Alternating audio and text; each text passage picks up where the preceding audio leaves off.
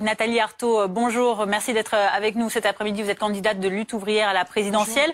Bonjour. Vous donnez actuellement un meeting cet après-midi à la Maison de la Mutualité dans le 5e arrondissement de Paris. Tout d'abord, justement, pour revenir sur cette mobilisation de ce convoi dit de la liberté, que pensez-vous de ce qui se passe cet après-midi ? Mais moi, je me réjouis qu'il y ait des femmes et des hommes qui cherchent à faire entendre leurs intérêts, leurs voix. Alors, je sais bien qu'il y a un mélange dans les revendications, mais il y a aussi une contestation sociale, voilà. Et il y a aussi un ras-le-bol de voir que quand on est salarié, quand on appartient aux classes populaires, eh ben, on a de plus en plus de mal à vivre, voilà. Un ras-le-bol de voir les prix de l'essence flamber, quand les salaires ils sont planchers. Enfin bon, c'est quand même dingue ce qui se passe aujourd'hui. Hein. Vous voyez qu'il y a eu des profits qui ont été exceptionnels, et puis dans le monde du travail, il y a des femmes et des hommes qui sont forcés de se priver, pour se chauffer, de se priver pour se nourrir, pour se loger. Donc c'est tout cela qui s'exprime aujourd'hui dans ce mouvement.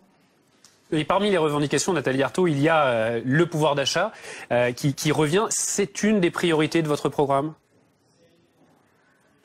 Mais moi, évidemment, c'est une des priorités de mon programme. C'est l'augmentation générale des salaires, des pensions de retraite aussi. C'est de porter le SMIC à 2000 € net par mois. Donc, ce ne sont pas des miettes qu'il faut. Il faut véritablement des salaires qui permettent de vivre. Et aujourd'hui, l'inflation s'installe et elle va durer. Et c'est vrai pour absolument tout. Alors, voilà, il faut absolument, si on veut pas être encore plus pauvre, se battre là-dessus. Moi, je pense que c'est un rapport de force. Et je pense qu'il y a de quoi les payer, ces salaires, parce qu'on voit les profits, on voit les milliards dégoulinés à un pôle de la société.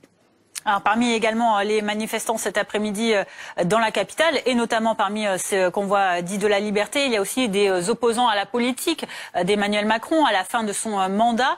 Vous, que diriez-vous justement de ces 5 ans de ce quinquennat Macron ? Je crois qu'il y a que des opposants politiques, en effet, à son mandat, oui, parce que, écoutez, vous avez vu la catastrophe sanitaire, l'état des hôpitaux, les inégalités qui ont flambé, la précarité qui continue, hein, et puis à un autre pôle, on voit quoi ? On voit des milliardaires qui ont doublé leur fortune. Donc, c'est effectivement un bilan accablant. Hein. Alors, le grand patronat, il peut se féliciter, il en est heureux, lui, hein, ça c'est une évidence. Mais quand on appartient aux classes populaires, eh bien, non, on peut être que très en colère, bien sûr.